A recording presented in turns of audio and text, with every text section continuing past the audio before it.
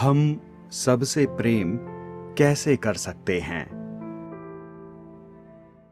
हमें लगता है कि जो हमारे बहुत नज़दीकी हैं, जैसे माँ बाप को बच्चे लगते हैं, बच्चों को माँ बाप लगते हैं, भाई बहन, जब स्कूल में कॉलेज में जाते हैं जो हमारे दोस्त मित्र होते हैं, तो उनको हम वो सोचते हैं हमारे बहुत नज़दीकी हैं, हमारे क्लोज हैं, उनको बहुत प्यार करते हैं।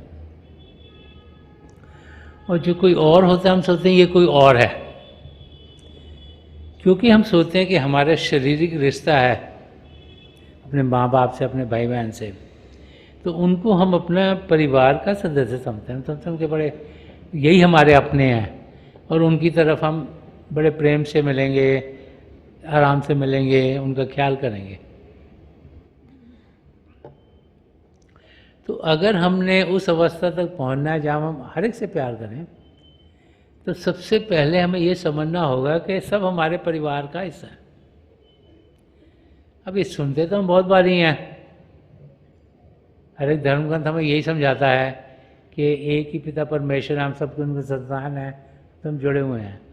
लेकिन प्रैक्टिकली जब हम देखते हैं तो कोई कपड़े अलग पहन रहा है, कोई भाषा अलग बोलता है, कोई कईयों के तौर तरीके अलग हैं। तो जब हम उनसे मिलते हैं तो क्योंकि हमारे तौर तरीक़ों से, हमारे समझने के तरीक़ों से उनकी समझ अलग है, तो तनाव बढ़ जाता है। तो फिर उनको हम प्रेम कैसे करें अगर हमें लगे ही नहीं कि ये हमारे जैसे हैं, हमारे अपने हैं? तो उस अवस्था तक पहुंचने के लिए हमें पहले समझना होगा, जानना होगा कि हम सब एक हैं। वो कैसे होगा? जब हम बाहर की दुनिया से ध्यान रहेंगे।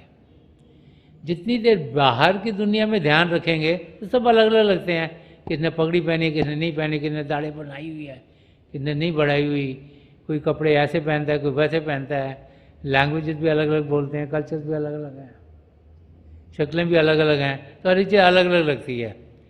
लेकिन जब हम ध्यान टिकाते हैं, ध्यान अंदर की ओर करते हैं, तब जाके हमें समझ में आता है कि एक दुनिया और भी है, जो रूहानी दुनिया है, जो प्रेम की दुनिया है, जहाँ सुख ही सुख है, चैन ही चैन है।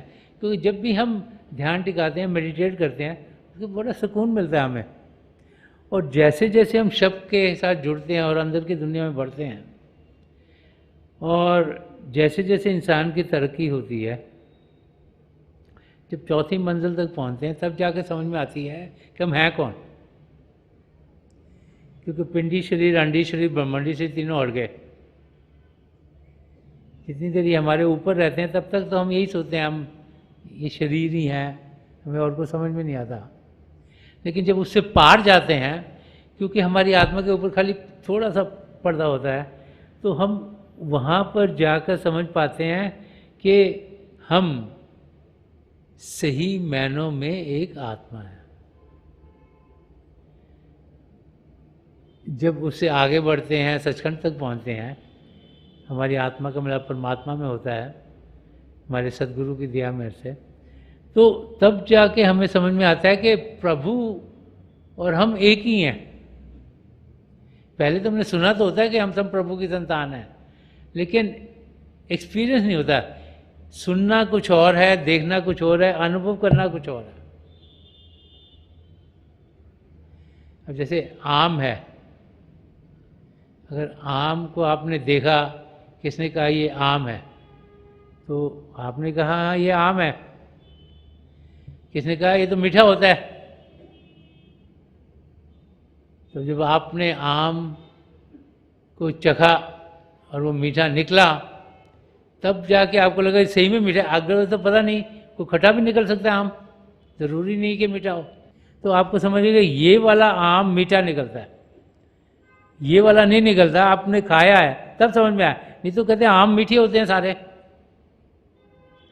तो जब तक आप किसी चीज़ को एक्सपीरियंस ना करो, खुद उसका अनुभव ना आपका हो, आपको समझ में नहीं आएगा। हम तो सुनते तो बहुत हैं हर वक्त कि हम सब एक ही पिता परमेश्वर की संतान हैं, सब बराबर बराबर हैं, लेकिन उसका सही असर तब हम पर पड़ता है जब हम खुद अंदर की दुनिया में बढ़ते हैं।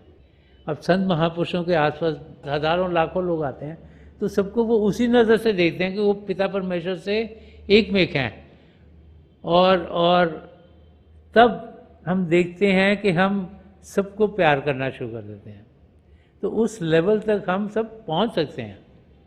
उसके लिए मेहनत करनी पड़ती है, टाइम निकालना पड़ता है, रोज़ाना बाकायदगी से अभ्यास करना पड़ता है, अपनी ज़िंदगी को सद्गुणों से भरना पड़ता है, तब जाकर उस स्टेज तक हम पहुंच सकते हैं। हमारे सद्गुरु तो यही चाहते हैं, जब नाम की देन मिलती है और जब ये दिव्य चक्षु को वो खोलते हैं अपनी तवज्जो से, कि हम सब उस लेवल तक पहुँचें। लेकिन कुछ हिस्सा हमारा भी है। वो भाई बहन जो मेहनत करते हैं वो वहाँ तक पहुँच सकते हैं, और जब हम वहाँ तक पहुँच जाते हैं फिर हम देखेंगे, हम सबको एक ही नज़र से देखेंगे, सबको प्रेम करेंगे और हर एक की ज़िंदगी खुशियों से भरपूर होगी। जीवन में एक पूर्ण सतगुरु के होने से हमें क्या बरकतें मिलती हैं?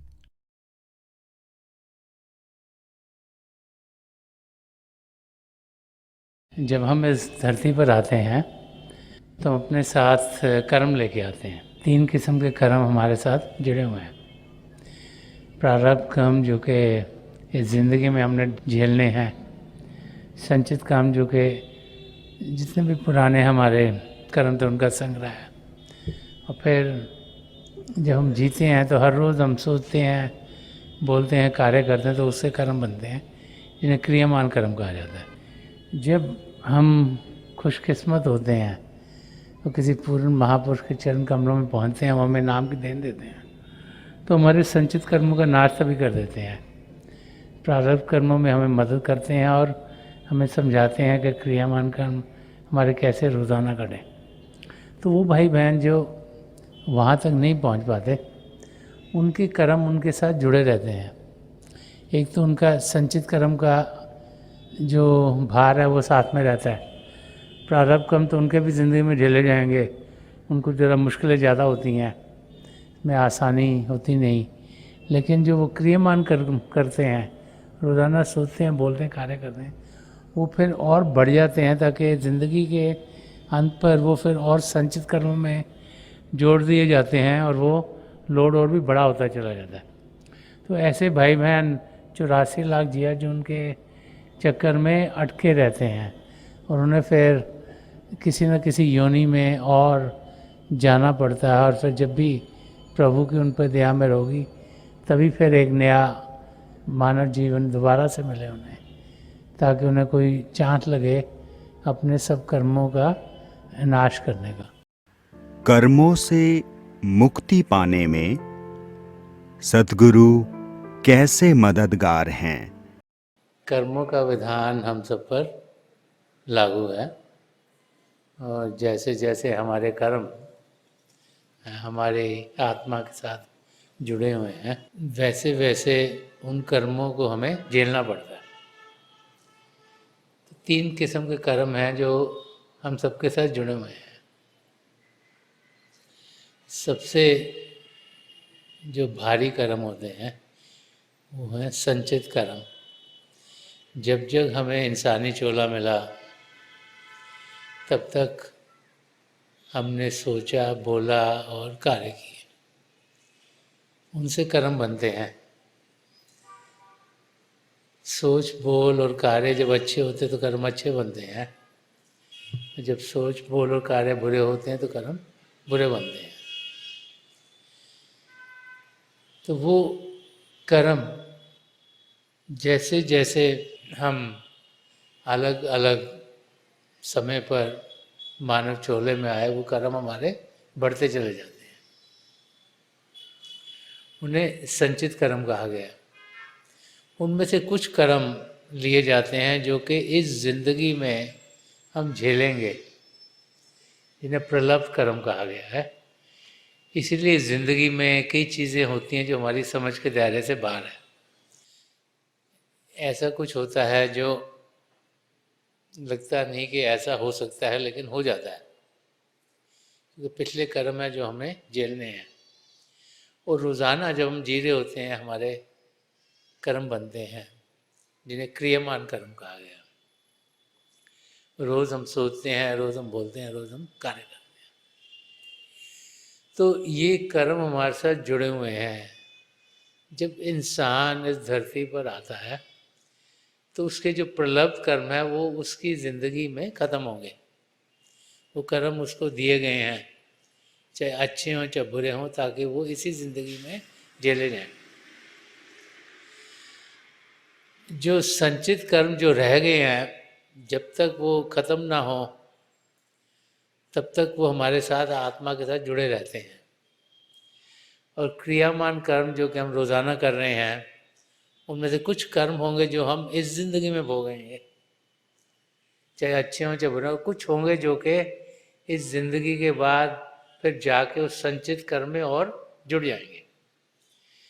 तो जब इंसान इस धरती पर आता है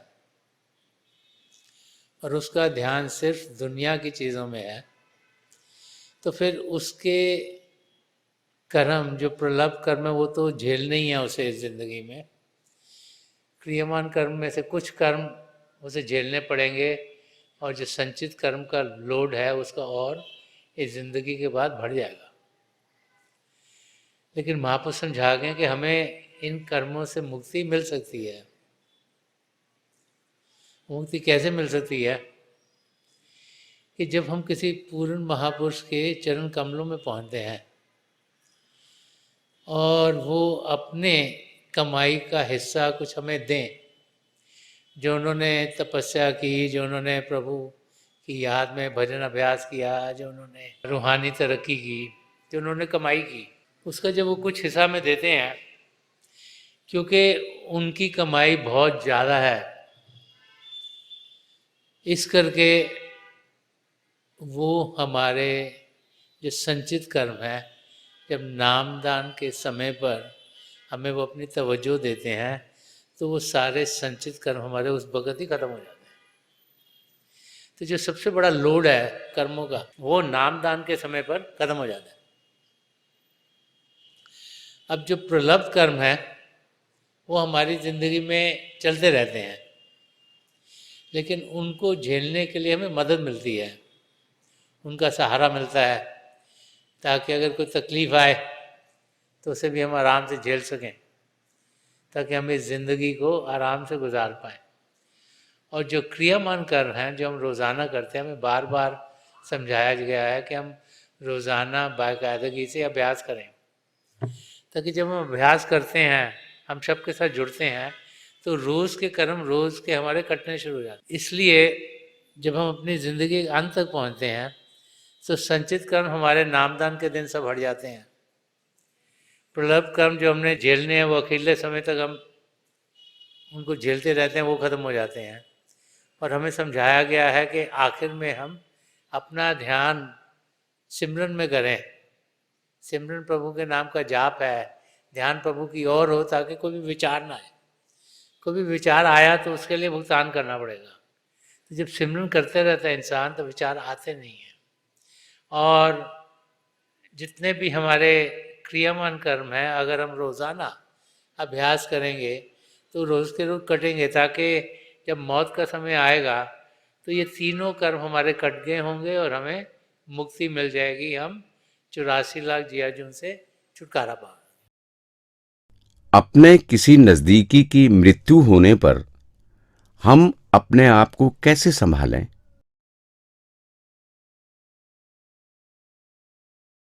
जितना जितना लगाव हमारा उस इंसान से हो जिसकी की मृत्यु हुई है, उतना उतना दुख हम सबको होता है। हमारे माता पिता के जाने पर, हमारे बाल बच्चों के जाने पर, भाई बहन के जाने पर, या और जो हमारे नज़दीकी हैं, चाहे हमारे नेबरहुड में रहते हों, चाहे हमारे साथ काम करते हों। तो जितनी जितनी नज़दीकी हमारी किसी के साथ होती है, उतना ही लगाव हमें होता है। जितना ज़्यादा लगाव होता है उतना ही दुख ज़्यादा हमें होता है जब कोई इंसान इस धरती को सदा सदा के लिए छोड़ के जाता है। तो हमें ये जानना चाहिए कि जितना लगाव हम ज़्यादा किसी से करेंगे, क्योंकि वो सदा सदा के लिए यहाँ रहेंगे नहीं, उतना ही दुख हमें झेलना पड़ता है। वो आत्मा जो इस शरीर को सदा सदा के लिए छोड़ गई, तो जो भी गया है उसका दुख हमें होता है, क्योंकि हमें उनसे लगाव है। वो आत्मा नहीं चाहती कि हम दुख दर्द में हों। वो आत्मा जिसे नाम की देन मिल गई है, उसके जाने में हमें कोई दुख दर्द नहीं होना चाहिए, क्योंकि वो पिता परमेश्वर की शरण में है। और वो आत्मा भी नहीं चाहती कि हम दुख दर्द में हों उनके वियोग में, क्योंकि उन्हें मालूम है कि हम भी एक दिन उनके माफक अपनी मंजिल की ओर बढ़ेंगे। तो कोई जाता है तो उसका वियोग हमें करना नहीं चाहिए, और हमें अपना ध्यान उस ओर करना चाहिए कि हमारी तरक्की अपनी मंजिल की ओर किस तरीके से हो रही है। जब अपना ध्यान भजन अभ्यास के ऊपर करेंगे, अपना ध्यान हम सद्गुणों को अपनी ज़िंदगी में कैसे डालें इस ओर करेंगे, तो हम देखेंगे कि हम अपनी मंजिल की ओर तेज़ी से बढ़ने के लायक हो जाएंगे।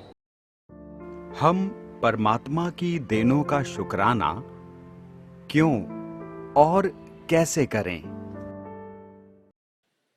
संत दर्शन सिंह जी महाराज ने फरमाया कि नफस नफस मुझे लाजिम है शुक्र का सदा, कि मेरे दोस्त का ऐसा है ज़िंदगी मेरी। तो संत दर्शन सिंह जी महाराज फरमा रहे हैं कि हर सांस में मैं पिता परमेश्वर को शुक्रिया अदा कर रहा हूँ, ग्रैटिट्यूड, कि उनका एहसान है कि मुझे ये ज़िंदगी मिली है। हम लोग भूल जाते हैं कि हमें कितनी देने मिली हुई हैं।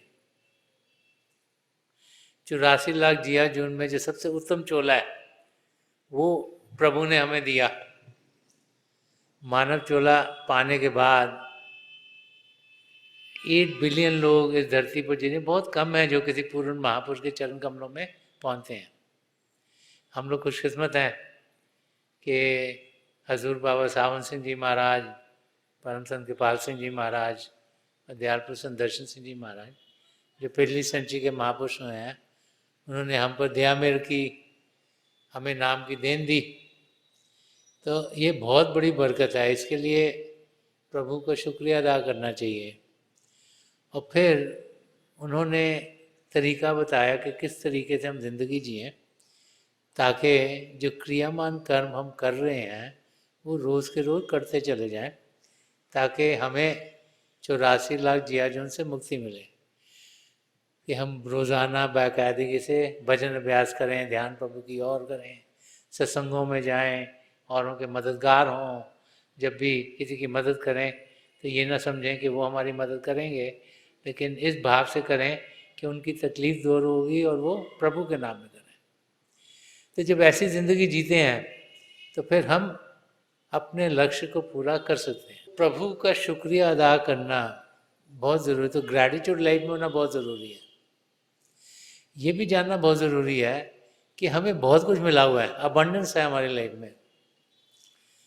जब हम अपनी ज़िंदगी को देखते हैं तो हम भूल जाते हैं कि प्रभु ने हमें क्या क्या क्या दिया हुआ है। अगर एक आधी चीज़ नहीं मिली होती है, इंसान उसको ही देखता रहता है। वो इसलिए कि हम मन के दायरे में फंस जाते हैं।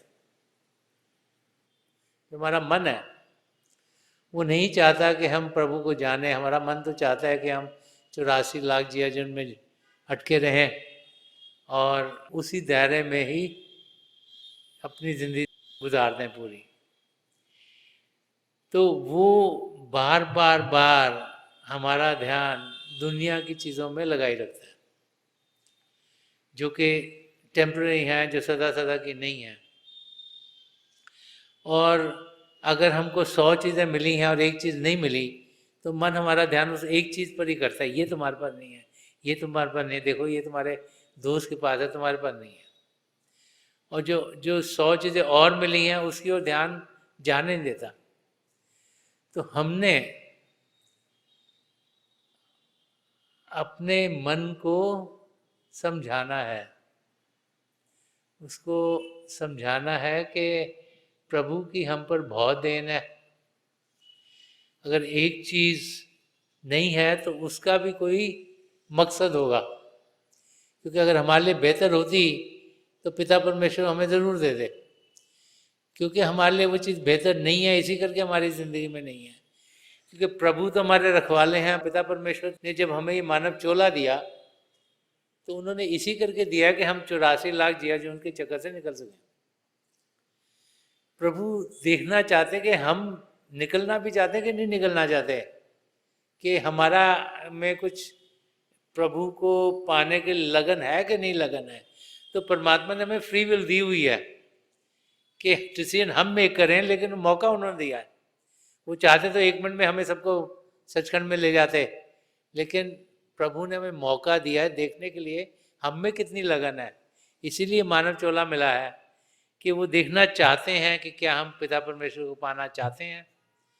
और जिन जिन के अंदर लगन होगी, जिन जिन के अंदर प्रभु के लिए प्रेम होगा, वो अपनी मंजिल को जरूर पाएंगे। ये मानव चोला होना ही एक बहुत बड़ी बरकत है।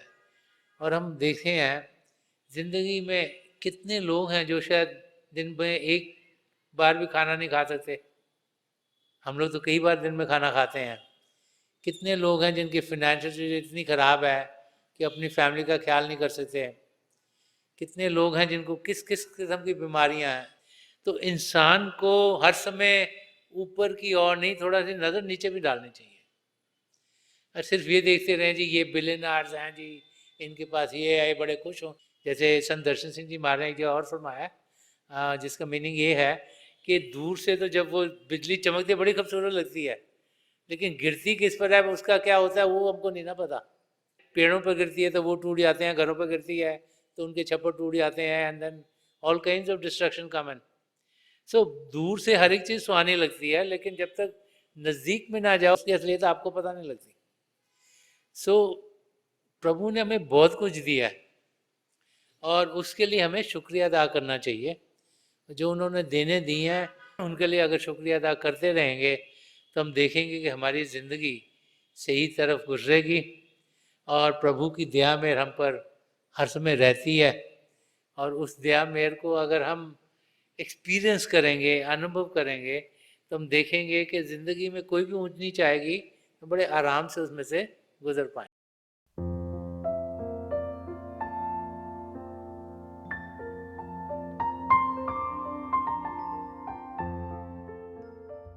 तो थोड़ी देर के लिए हम सब अभ्यास के लिए बैठ जाएं। आप जहाँ भी बैठे आराम से बैठेगा, अपनी आंखें बंद कर लीजिएगा। ये जो आई बॉल्स आँखों को डेलें सीधे सामने और नीचे जैसे 8-10 इंच आपके सामने फोकस हो। तो आंखें बंद करते ही वो भाई बहन जिन्हें नाम की देन मिली है आप सिमरन कीजिएगा। और वो भाई बहन जो यहाँ नए हैं, आप पिता परमेश्वर के किसी भी जाति नाम का जाप कर सकते हैं। जाप मन ही मन करना, ऊंचा नहीं दोहराना। आपके सामने रोशनी खुलनी शुरू हो जाएगी। शुरू में हो सकता है रोशनी के चिन्ह हो, रोशनियाँ टिकी हुई हों, रोशनियाँ किसी भी रंग की हो सकती हैं, लाल, पीला, नीला, हरा, संतरी, सफ़ेद, कोई भी रंग हो। जो कुछ भी दिखता है उसके बीच में देखिएगा और बहुत से नज़ारे आपको देखने में मिलेंगे।